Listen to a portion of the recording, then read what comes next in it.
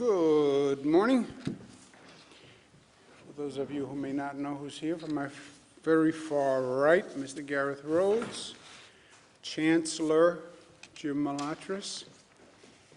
We have Commissioner Howard Zucker to my left. We have Melissa DeRosa, Secretary to the Governor, and we have Robert Mejica, Budget Director. Today is day 277. Believe it or not, 4 important questions that are on everyone's mind. I get asked all the time. Where are we in terms of COVID now? Where are we going in terms of COVID? And when is COVID going to be over? Talk about vaccinations. Sounds like the end is imminent. Fourth question is, what do I get my spouse or significant other for Christmas, Hanukkah, Kwanzaa, other holidays? I have no good advice. On the fourth question, gratuitous advice is get something that is easily returnable. So if it doesn't work, they return it, no harm done. A little more gratuitous advice. I have a birthday coming up. One of my daughters called me this morning and said, what do you want for your birthday? I said, it's up to you, but not a sweater or a tie, which I consider default gifts. They're default gifts. Person can't figure out what to get you. What did they get you? A sweater or a tie. No sweaters or ties. Holiday season is 37 days. We talked about Thanksgiving. It's not about Thanksgiving. Thanksgiving is the commencement of a holiday season. And it goes from Thanksgiving to post-Thanksgiving to Black Friday to commencement of holiday parties to commencement of holiday travel to commencement of holiday celebrations. That is 37 days up to New Year's Day. And I see that as one period of time that is a period of increased social activity. Increased social activity will increase the infection rate. My opinion, personal opinion, is that you're going to see the increase continue all through the holidays. You'll see it continue through January 2nd, and then the lag for the testing hospitalization, which takes you to about mid-January. Question is, how fast do the cases increase? Nobody can tell you because it depends on what people do. It is up to us. There is no predetermined fate. It is a pure function of what New Yorkers do. It's a pure function of social action. What can government do during this period? We can warn people, we can educate people, we can enforce restrictions, we can do testing and tracing. What is the biggest fear? The biggest fear is overwhelming the hospitals, period. That's where we are, and that is a serious, serious concern. We announced a 5-point plan the other day. I'm sure you all recorded it to memory, but for those of you who were out sick, first was managing the hospital system, manage the load of the hospital system. We know the capacity of hospitals, 54,000 statewide, we know it by region, manage that load, increase and balance the testing. There's a lot of demands on testing. You have to test nursing homes, you have to test essential workers, you have to test business professionals who have licenses, who have to be tested as part of their work. You want to be fair in balancing that testing. Keep schools open, K-8. Positivity rate in schools is amazingly low and shows that the schools are much safer environments than the surrounding communities, both for the teachers and for the students.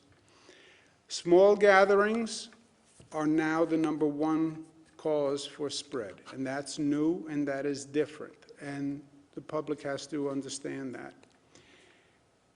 Fifth, get ready for the vaccine distribution. We hope for a flattening of the increase mid-January.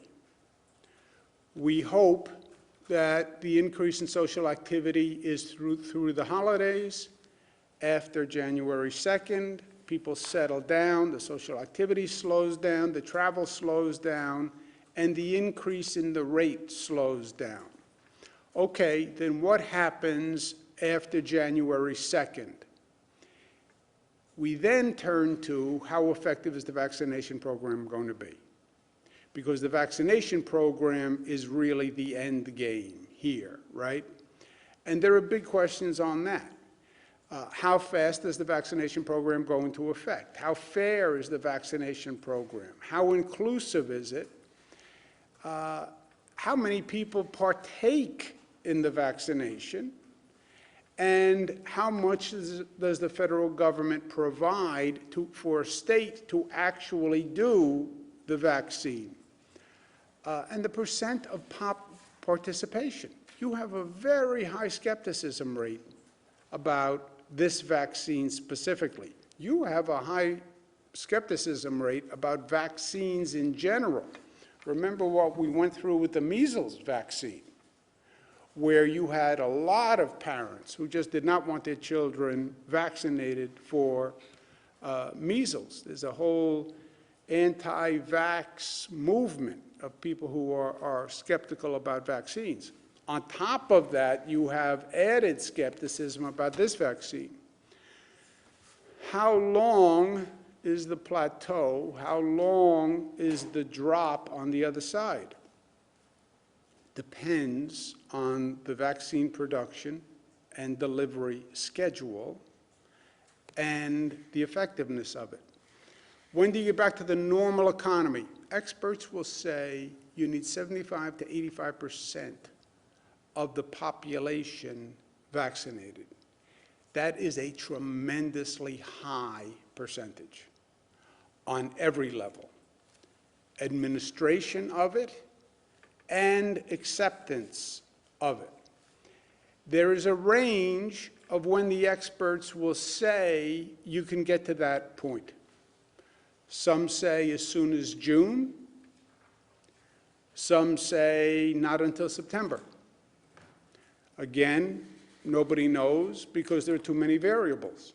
It may also vary state to state, depending on how well that state does, and depending on the receptivity of that state's population. On the vaccines, we've spoken to the FDA. Dr. Hahn is the commissioner of the FDA.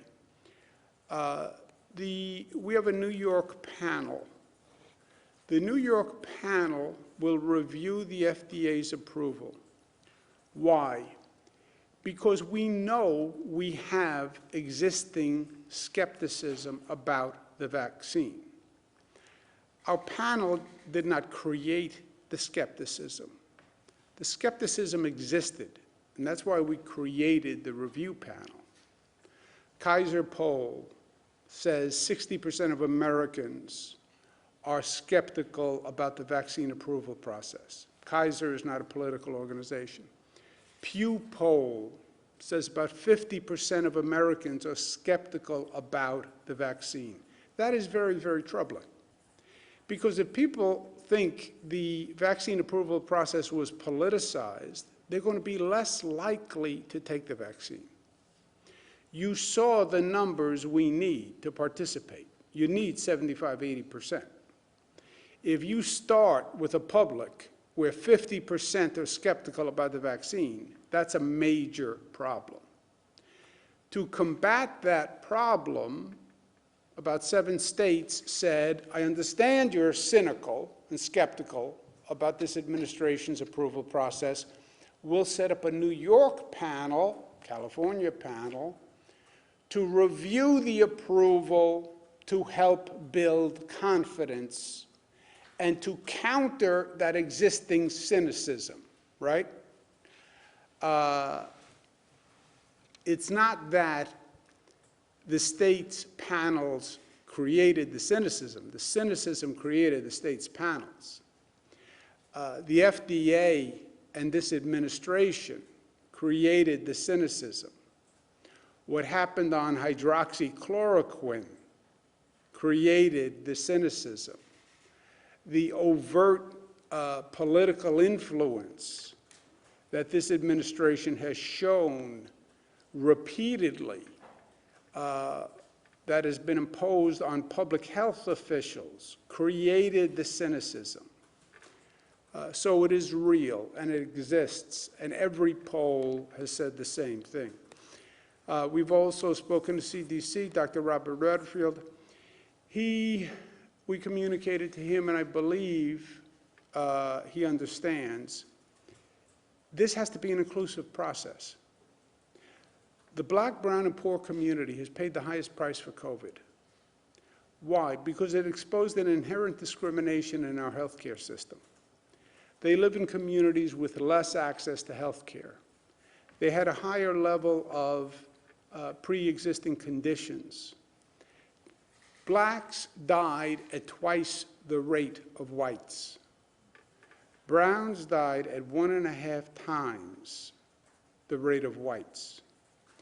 COVID testing was at a lower level in the Black, brown, and poor community.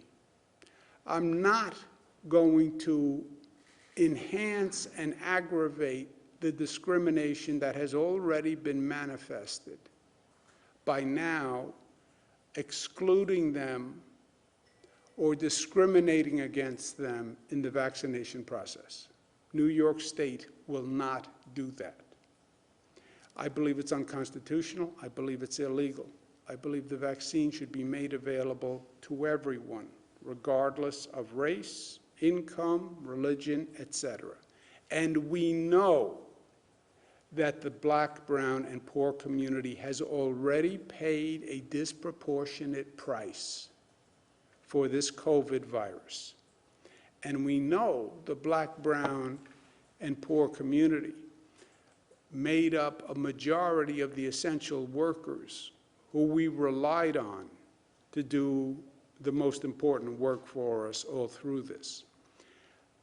We also know that if you don't have the full participation of the Black, brown, and poor communities, you're never going to hit the goal of 75 to 85%.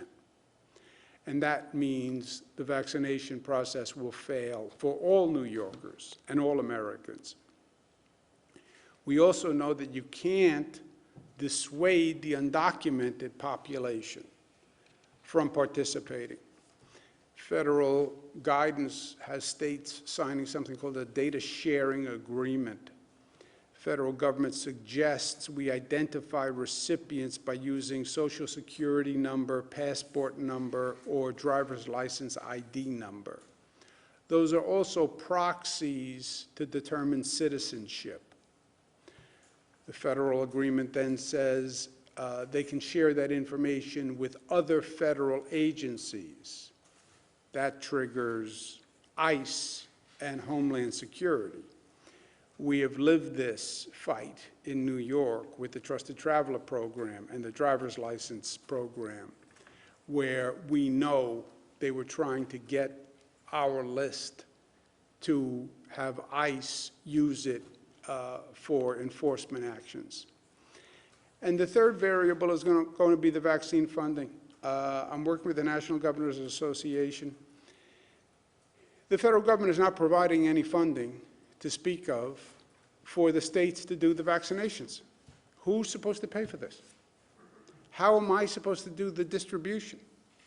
We have a deficit from COVID.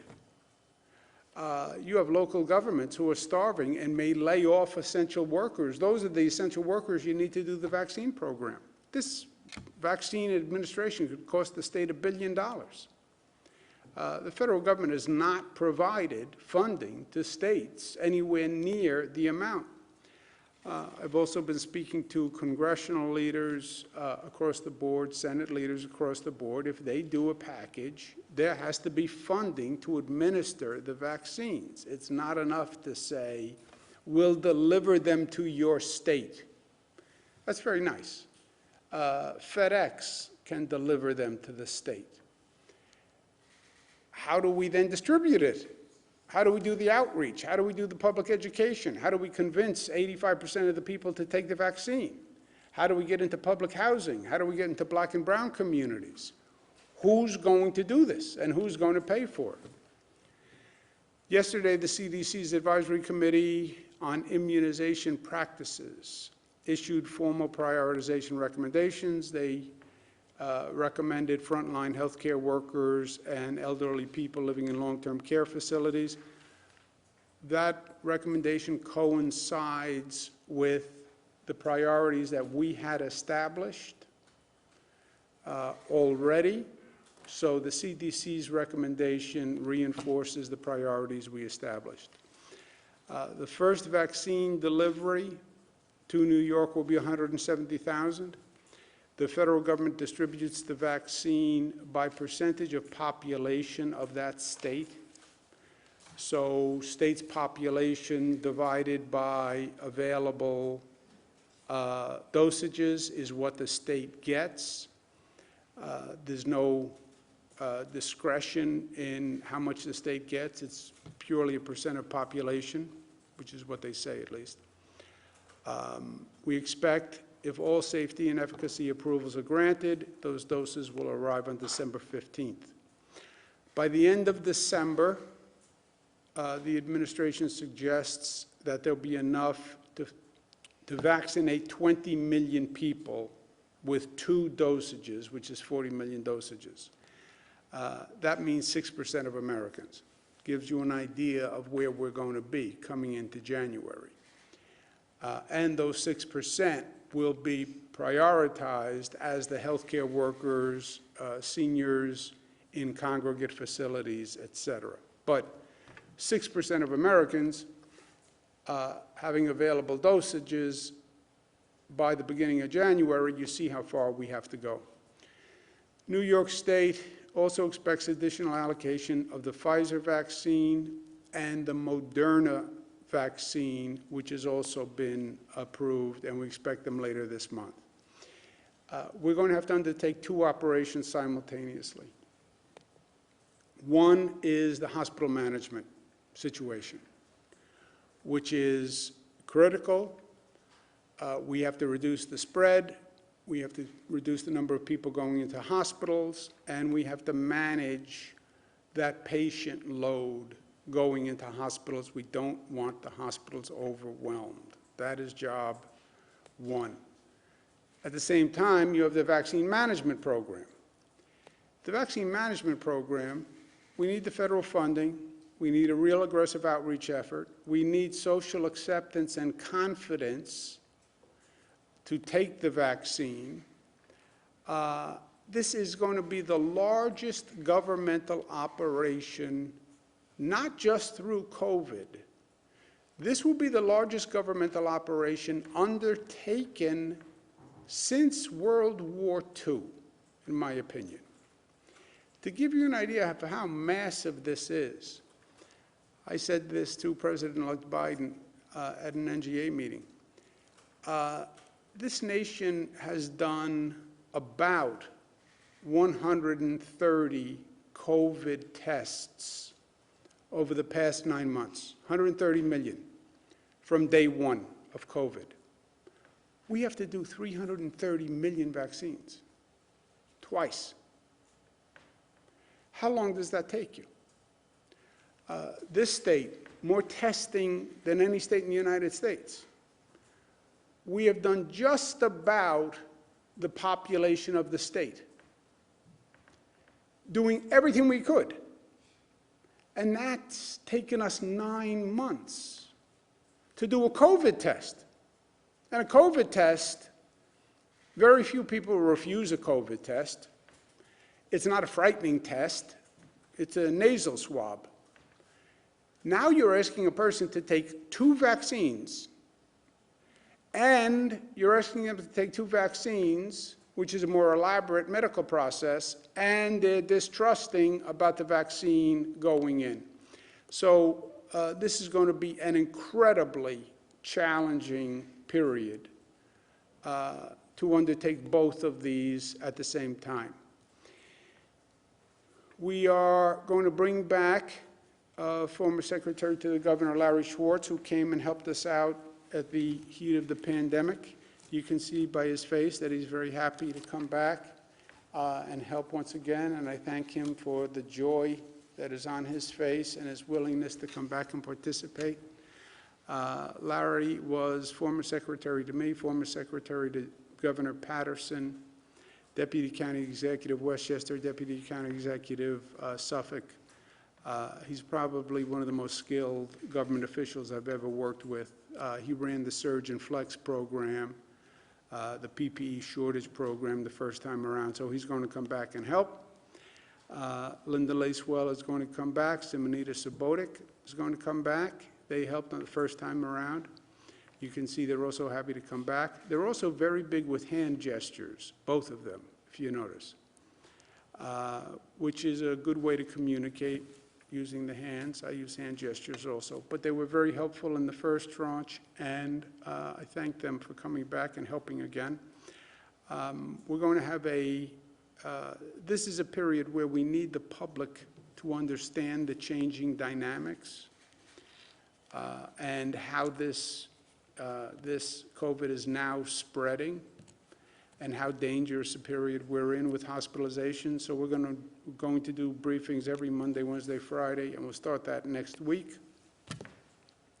These are the numbers for today. Microcluster zone 5.8, statewide positivity 4.2, overall positivity with the microclusters 4.6. 193,000 tests, 69 New Yorkers passed away. They're in our thoughts and prayers. 3,900 hospitalizations, that's up 150. 742 ICU, 373 intubations. You can see we're looking at this now by region, the regional increase over the last 3 weeks.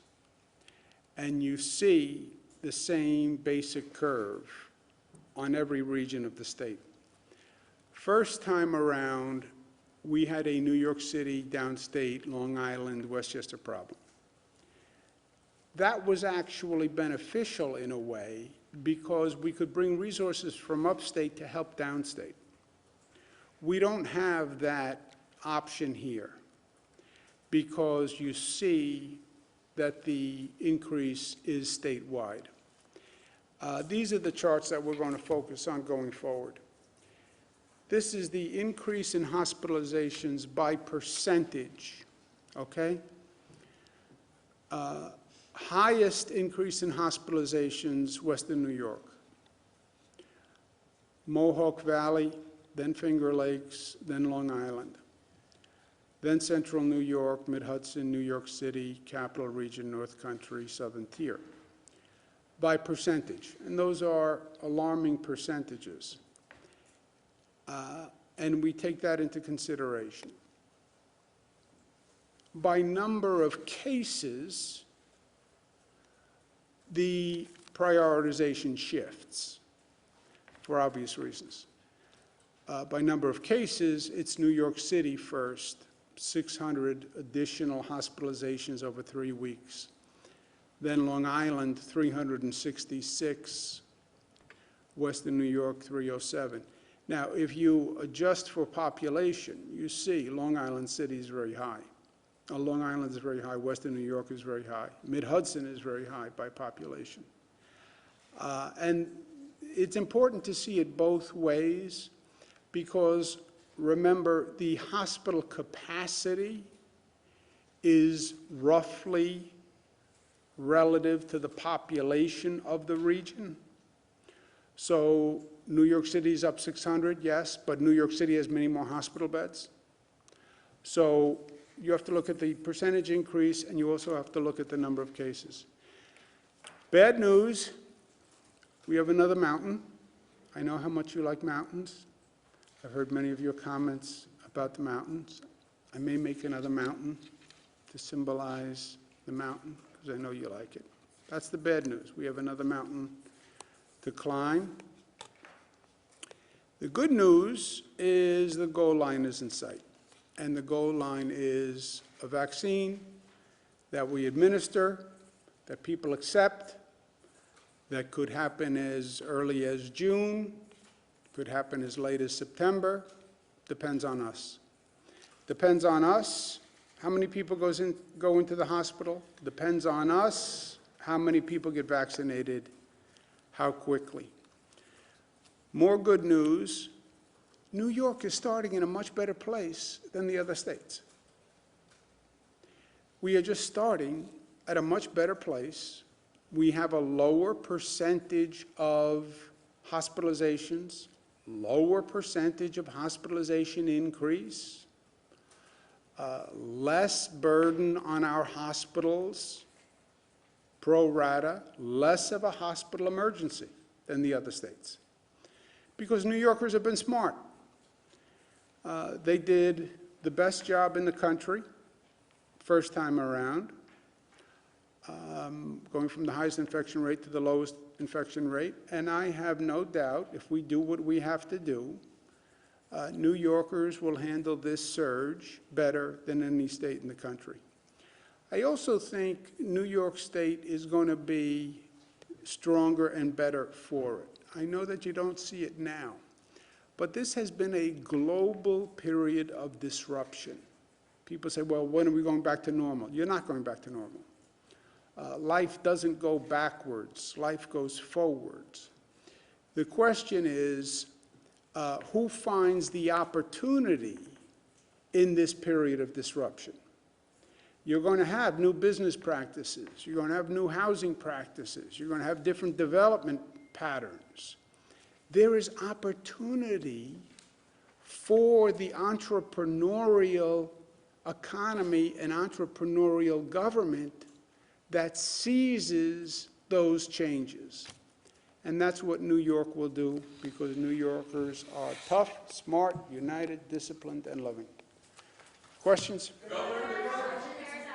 Oh, I'm sorry, before we do questions. We have a PSA that we want to show you, which is going to try to talk about the new situation with COVID and how it's changing. Do you want to run the PSA? COVID hospitalizations are climbing nationwide. What can you do to stay safe? Be careful in small gatherings now. It may feel safe because you're with your family and friends, but over 70% of cases can be traced to your households and small gatherings. Be New York tough. Stop living room spread. It's up to all of us. Living room spread. Living room spread, that's what we have to explain to people. It's not mass gatherings, it's not what it was. It's literally living room spread, which when you think about it is understandable. People change the socialization pattern. Where did you socialize? We're social beings. We like to be with each other. Where did you socialize? We went to the restaurant, and we sat around the restaurant, and we talked, and we had fun. Okay, that doesn't work anymore. We went to the bar, and we sat around, and we talked to each other, and we had fun. Well, that doesn't work anymore. Okay, come to my home, and we'll socialize in my house. We'll go to Jesse's house on Friday night. We'll watch the game, bring the family, we'll hang out, and we'll have fun. When you eliminated those other options, socialization is not going to stop, especially during the holiday season. It went into smaller gatherings in homes. And that's now over 70%. That concept of living room spread is hard to communicate because the whole orientation is I'm in my house with my family and with my friends. This is my safe zone. I'm sitting in my living room. Of course I'm safe. This is my best friend Jesse. He would never get me sick. It's not intentional. It's not that he knows. He was asymptomatic. I was with my kids. I was with my family. That's where it's happening. That's where it's happening.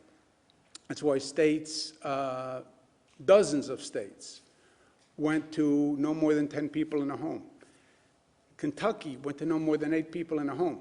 Trump administration, CDC, says you should not be in a gathering besides your immediate household with whom you are normally with. That's the CDC, that's Trump. That's why these people who want to play politics with this, whose politics are you playing? It's Trump's CDC. Joe Biden's COVID advisory board says the same thing. The one thing Trump and Biden agree on is this concept of spread in small gatherings. Trump's guidance is more strict than the state's guidance. It's no politics. I mean, you can't dismiss every health official, every Republican health official, every Democratic health official, President Trump, President-elect Biden. I know better than all of them. Okay, maybe you do, but maybe you don't. Who had a question? Governor, there's been a lot of talk in the recent weeks about racial disparities as it relates to COVID, but there seems to be one significant in the city in which you reside that seems to have been unaddressed really for the majority of the year, and that is inner city violence. Basically, there have been 124 shootings in Albany so far this year. The police chief says 96% of the victims have been black, which I think means roughly we're being shot at like 24 times the rate of other groups combined. And for what it's worth, he also says 96% of the victims or the suspects and arrests have also been black. So why do you think that is, and what can be done about that? Well, look, we have a public safety crisis on top of the COVID crisis, on top of the housing crisis, on top of the employment crisis. And am I shocked that crime went up when unemployment went up and desperation went up, and it's harder to find a job and people aren't getting any income? No. Am I shocked that crime went up when we have this almost unprecedented tension between police and the community? No. We've all seen the demonstrations after Mr. Floyd's murder. We've seen the tension between the community and the police. It is real. And I think it's having an effect on the public safety across the state, across this country. You see the same thing in New York City. You see the same thing in cities all across the nation. The police departments are under more scrutiny, under more criticism. Community is more sensitive. Situations are causing an increase in crime. Police are more circumspect. Community is more circumspect about the police. And the relationship isn't working. That's why I said, first state in the country, let's be honest. Let's acknowledge the problem. Let's not skirt around it. The relationship is broken. The relationship between the police and the community is broken. The relationship was based on trust and respect. And the trust and the respect has been broken. And divorce is not an option. Divorce is not an option. Well, we won't have police. You don't have that luxury. Poor communities don't have that luxury. Look, let's be totally frank. Do away with the police. Rich people will have police. They'll hire private security.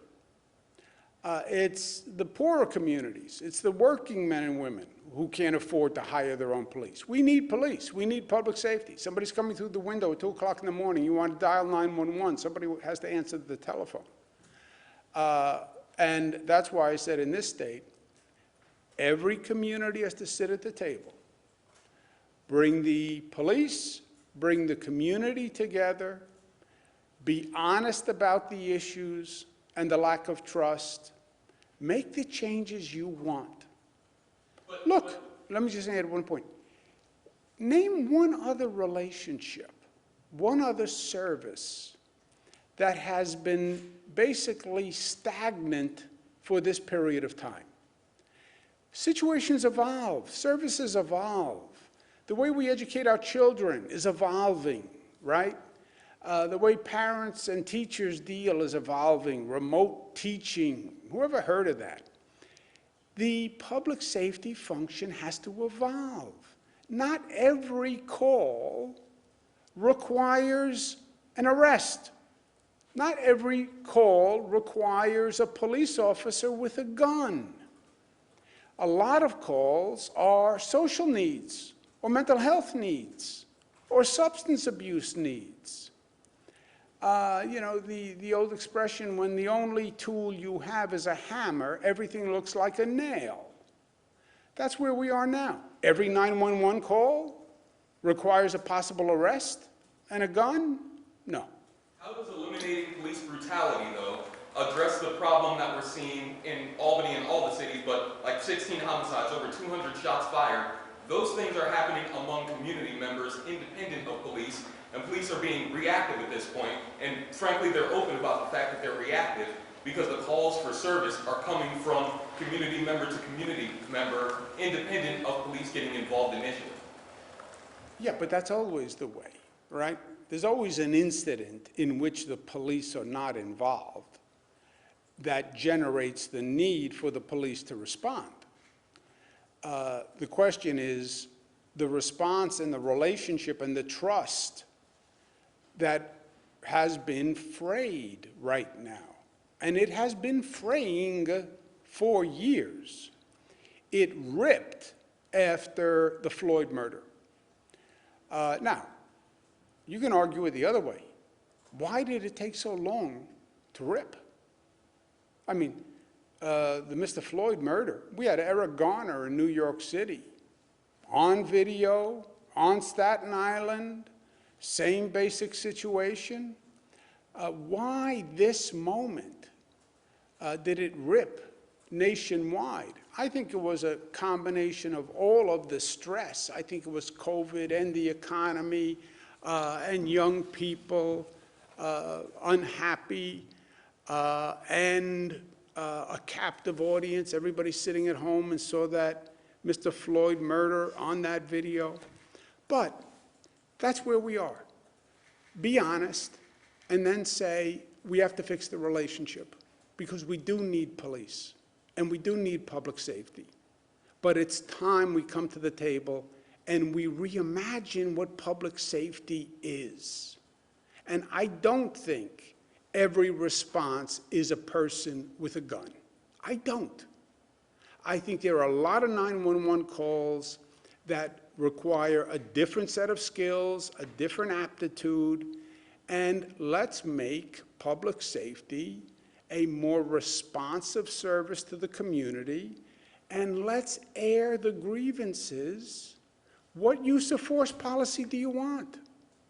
What openness and transparency of records do you want? What is the process that you think a police officer who is accused of doing something wrong, what should the process be that you will trust? That has to be talked through. And that's going to be different in Albany than it is in Buffalo, than it is in New York City. And that's why I said do it community by community. But do it.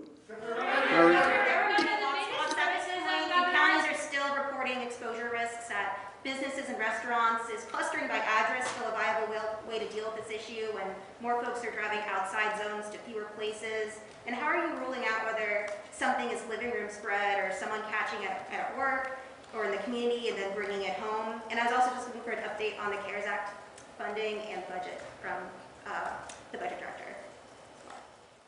Go ahead.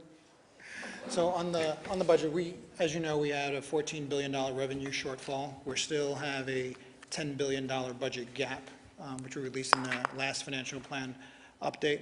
On spending of the CARES Act funds, the federal government gave us approximately $5.1 billion.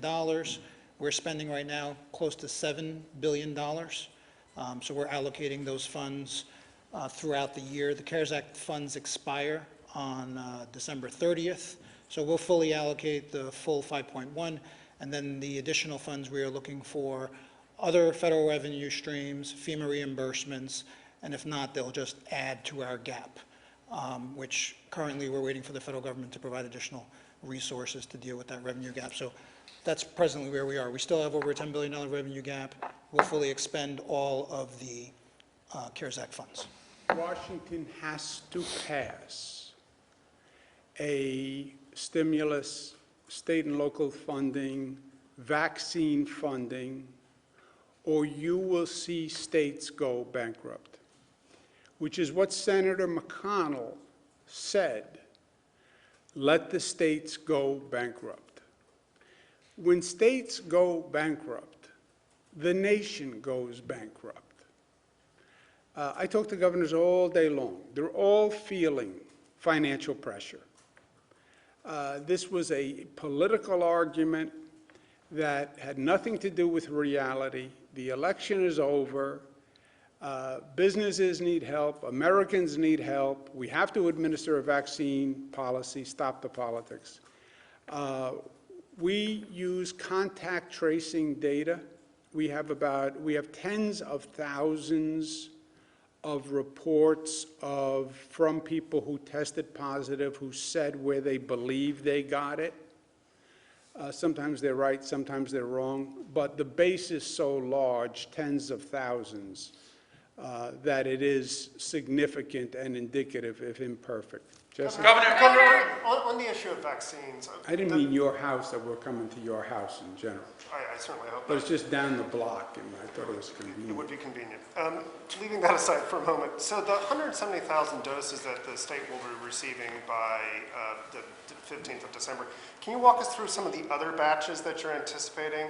And you said that basically the CDC had echoed your own kind of plans to distribute this. Can we anticipate that those early doses will go to nursing home residents and healthcare workers? Answer to the second part is yes. Those were the priorities we established in the plan. CDC had this ACIP panel, whatever they call it, came up with the same recommendations that our plan made. The 170,000 doses, who knows the numbers? After the 170,000, we may get a Moderna second batch, but we don't know what the numbers are on Moderna. 170 is just the Pfizer, the first allocation of Pfizer vaccines. We expect additional allocation of Pfizer vaccine in December, and then we expect a Moderna allocation as well. So this is just the first tranche of Pfizer to New York. It's 170,000 doses now, then we get another 170,000 doses in 21 days for those same 170,000 people who get the first round of Pfizer. So it's 2 doses. But do we know anything about the additional tranches that No. are coming? So We have general ideas, as the governor's slide laid out, how many nationwide we expect in December, but this is of the first tranche of Pfizer, this is New York's allocation of that. So it'll be 170,000, those people will be vaccinated, and then the second batch Second, third, fourth, It's exactly. 170,000 twice. It's not half of 170,000, in other words. They have 170,000 doses. They have the second 170,000 doses for the second dose for those people, basically in hand. It comes like 21 days afterwards or something. Obviously, there's more than 170,000 nursing home residents and or healthcare workers. How are we determining who those 170,000 people will be? Well, the first tranche will be who has the numbers on the healthcare workers together with, well, the healthcare workers have tranches. They have delineations of healthcare workers who are in the most imminent danger situations, emergency rooms, et cetera.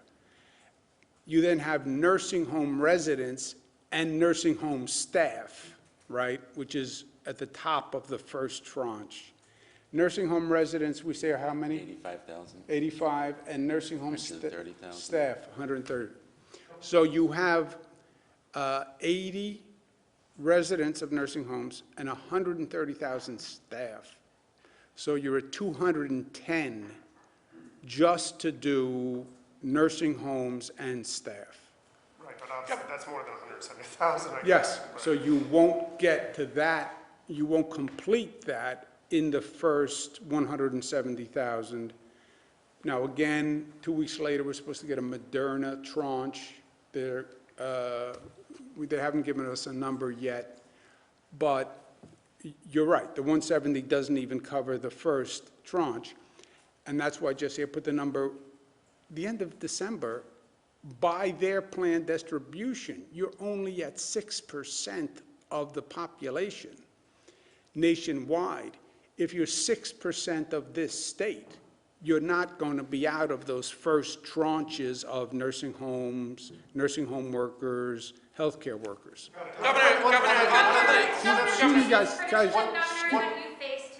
excuse me 1 second, and just talking over everyone else, let's hear you, no one's going anywhere, we'll answer the question. On the 70% of of infections coming from indoor gatherings, where are those statistics coming from? Rob, you want to do? The contact tracing data, so we've been able to contact trace the data. We had about 140,000 infections between September and November 20th.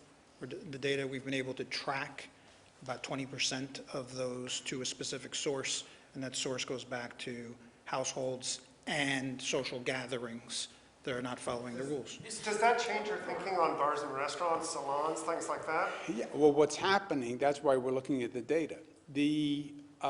First, the salons and the gyms have new protocols and fewer attendees, frankly, and fewer people can go to a gym, and the nail salon workers have to be tested. You are seeing a reduction in the cases in nail salons, gyms, net reduction in restaurants, large gatherings, because the social behavior has changed. You know, this is a case of first impression for everyone, but you think back, you could sort of understand what happened.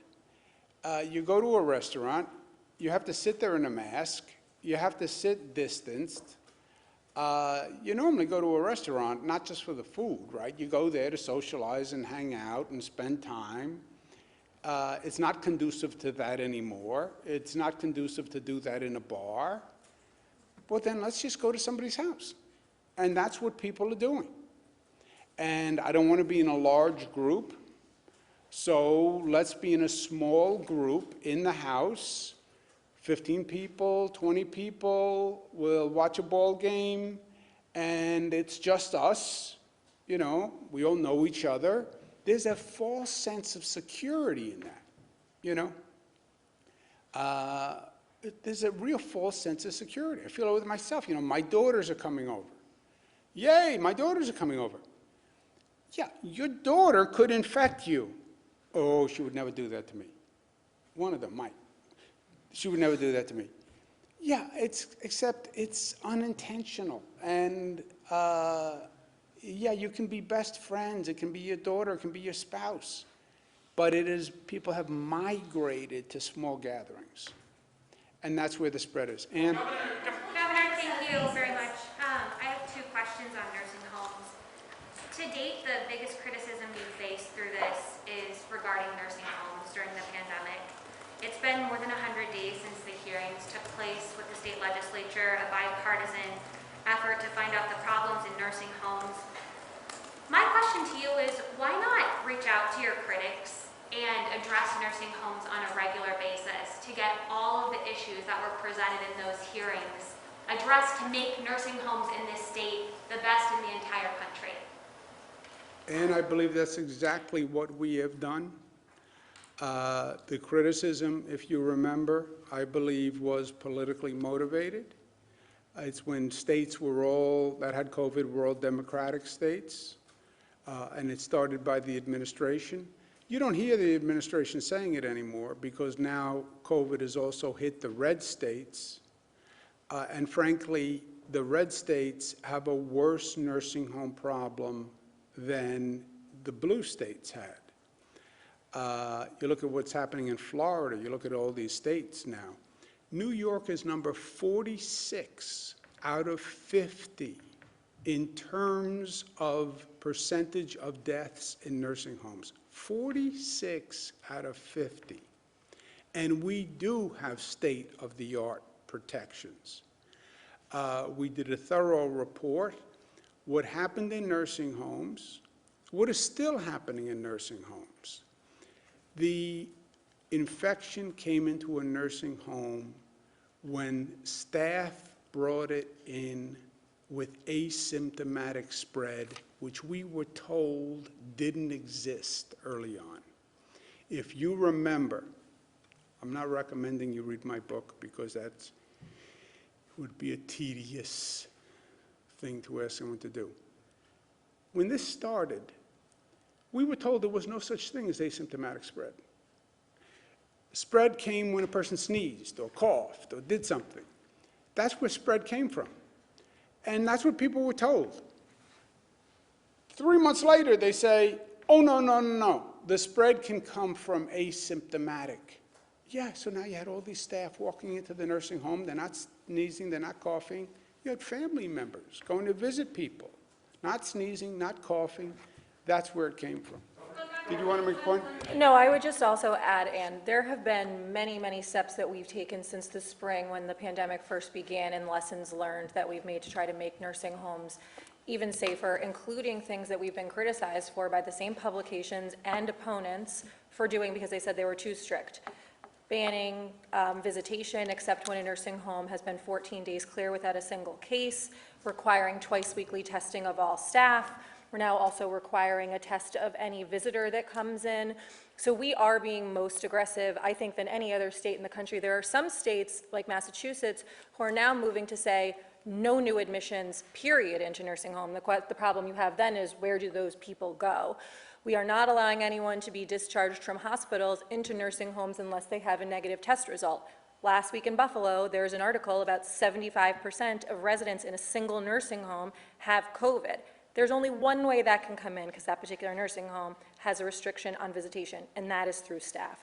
So we are continually staying on top of them on PPE. There's a requirement that every nursing home has to have 60-day supply PPE. They have to attest to that every single day in our HERD system.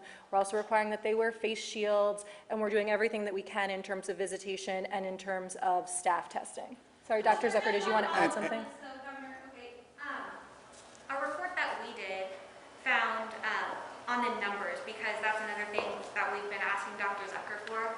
You know, in order to improve, you have to just be honest about what happened. Dr. Zucker says that you're working to come up with the numbers of deaths. Why not just update us on this regularly? And you know, you said it's made into a political thing. Why not just say who cares about the politics? Just update us on this on a regular basis and let us know where you're at with coming out with the numbers. And you know, make nursing homes a part of the briefing every time you have one. I mean, there's so many issues in nursing homes, we could talk about it every time. Yeah, well, you can talk about nursing homes, you can talk about schools, you can talk about prisons, you can talk about living room spreads, you can talk about bars, you can talk about restaurants, you can talk about the vaccination program, you can talk about hospital capacity. That's right, you can talk about all of these things every time, and we try to.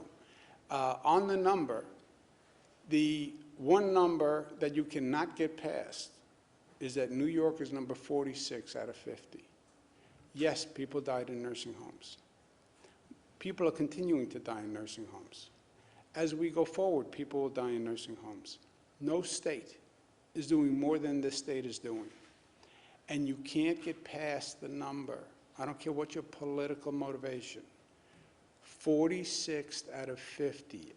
46 out of 50 states. You can't get past that number. Go ahead, Nick. On hospitalizations, is there any region in the state at this point that is reaching that critical mass that you talked about a few days ago? And also on vaccines, should there be any consideration as that distribution gets underway for people who may have difficulty with either their job or childcare to make sure that they can still go and get a vaccine, either they don't get penalized for missing work or for missing hours of work, things like that? On the vaccines, my goal for this state is to have the fastest, most effective vaccination program in the United States. I believe this state has the capacity to do that. I believe if you look at our apparatus and our ability to mobilize and our ability to work quickly and effectively, I don't think any state can beat us. I think that's what we proved during COVID. I think that's what we prove every day, doing more COVID tests than anyone else. I will do whatever I have to do the vaccines.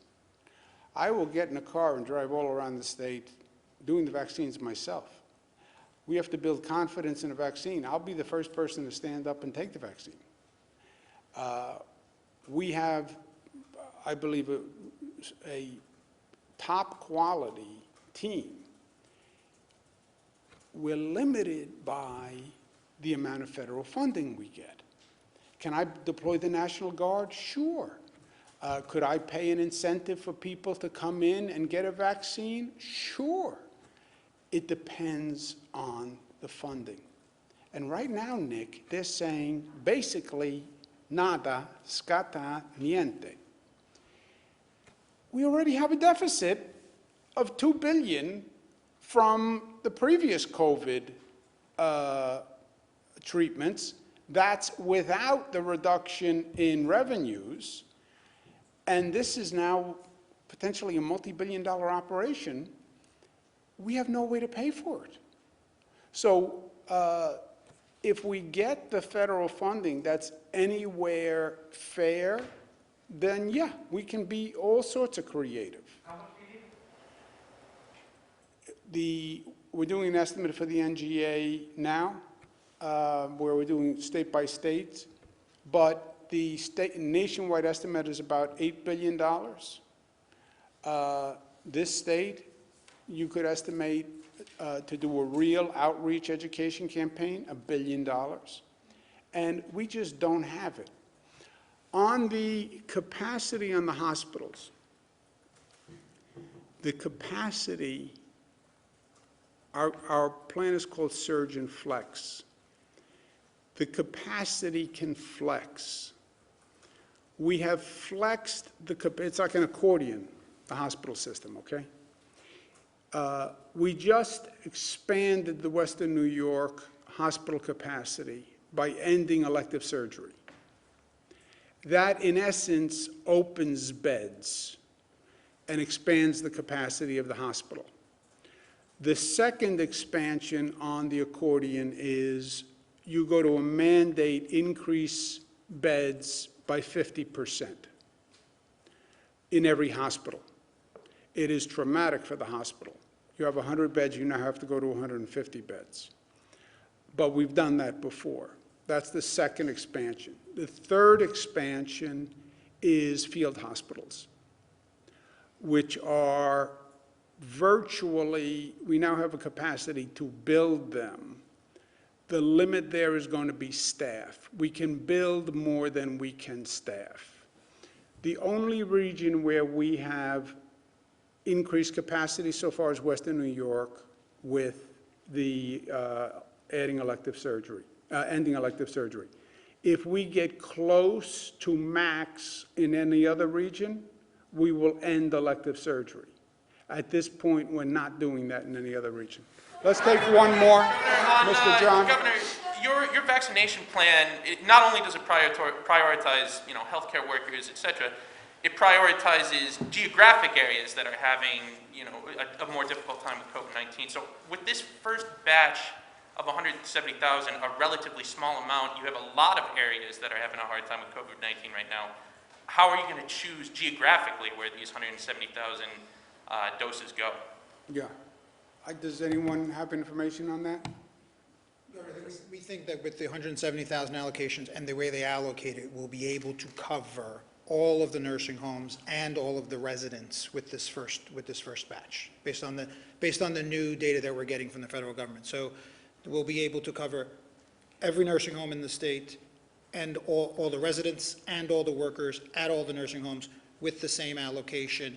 We're getting new information right now of how they're going to be deducting it from allocation. So we think we'll be able to. But I'm sorry, I I thought we went over the numbers earlier. But John's There were point is, the 200 some. 170, you need 80 and 130, you need 210, we're getting 170, so we would need the Moderna in 2 weeks, we're supposed to get a Moderna shipment, which would be at least the 40,000. So between the 170 and the Moderna, we would cover the entire nursing home and worker population. So is that only, so not hospital sorry? workers, not No. healthcare workers? No, So you the don't- first batch is going to be exclusively nursing homes? Well, you have nursing home and workers. If everybody took one, you'd be at 210. What is the fall off of nursing home employees who say, I'm not taking it? I don't know. I think it could be significant. What's the fall off of nursing home residents who say, I'm not taking it? You know, you can't force somebody to take this vaccine. Right now, I think you're going to see a significant fall off, if I had to guess. I don't believe the Kaiser poll and Pew poll and NBC poll and ABC poll are all wrong. I think this is going to be a process where you have to educate them that it's safe. But if you take any fall off, if you take a 20% fall off, a 30% fall off, it's a much different story.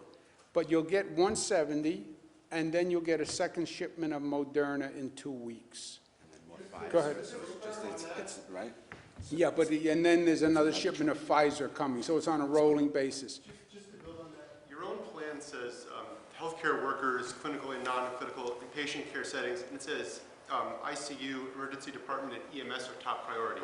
So in this first tranche, you're looking exclusively at nursing homes and workers and residents. And can you talk about why? And sort of as a relation, will the state develop a list? You know, Dr. Zucker, he's doing COVID intubations. He's top on the list. Dr. Cuomo, he's just doing foot surgeries.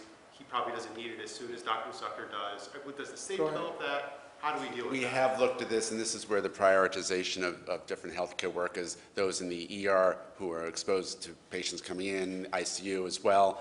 So we are addressing, this is the prioritization. But as the governor mentioned before, it doesn't mean that every person's going in a nursing home is going to get it, because it has to be consent. So we're looking at all of this. So there may be more vaccine that originally was going to be in the nursing homes, now it's going to go to the essential, to the healthcare workers. On Friday, I think we have to tell the feds where we want this to go. Is our hospitals going to be a main distribution point? What percentage will go to hospitals versus nursing homes? In that first part, it was healthcare workers and the long-term care facilities. That's what fell into the first group. So But Tranches go like this. It goes the nursing homes and nursing home workers. There's also a tranche of congregate care facilities,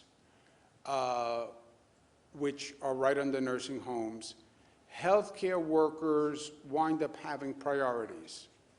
So if you are a emergency ICU worker, emergency room worker, you're at the top of the healthcare queue. Because how many healthcare employees are there? 600,000 healthcare workers. So when do you get to 600,000 healthcare workers? You have to prioritize the healthcare workers, and it's going to start with emergency room, ICU, people working with COVID people.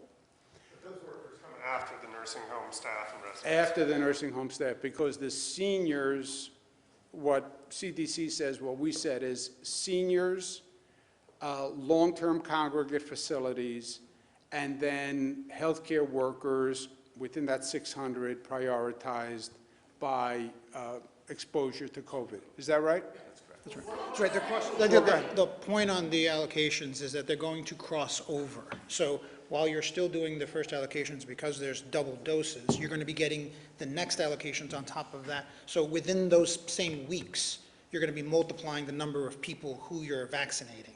So to say right now, yes, that's the 170, but then right after that, we're going to have another dose that's coming, and that will cross over while you're still vaccinating that first batch. You're starting to vaccinate others, so those numbers will start building on. We don't know what those exact numbers are yet, but that's why you will go from the nursing homes to the healthcare workers in the priority order that the governor discussed. So within that first batch of Pfizer, first batch of Moderna, are nursing home patients nursing home residents and workers are prioritized? Are they also going to be prioritized in areas with high prevalence of COVID first within that 170 batch? Well, I think the point was that we think that we're going to be close to being able to do all, right? So I think we're very close to be able to do, so the governor's point is that we'll be able to do, with that first allocation, we should be able to do all of the nursing homes, all the residents, and all of the workers, so you're not picking and choosing. Go ahead, doctor. Go ahead. You have to remember that we, 24/7, we look at any cluster in a nursing home. If someone comes in to a nursing home, a staff member, and brings it in, we want to be sure that all of those residents are protected, even if there was no one in that nursing home that had it yet. So we want to protect all the residents there, want to protect the staff so that they aren't bringing it in. What you do know is this, John, just to clarify, what you do know is this, John. Between the 170, maybe the 170 itself does all the nursing homes and staff, because you're going to have a fall off on the number of people who are going to take it.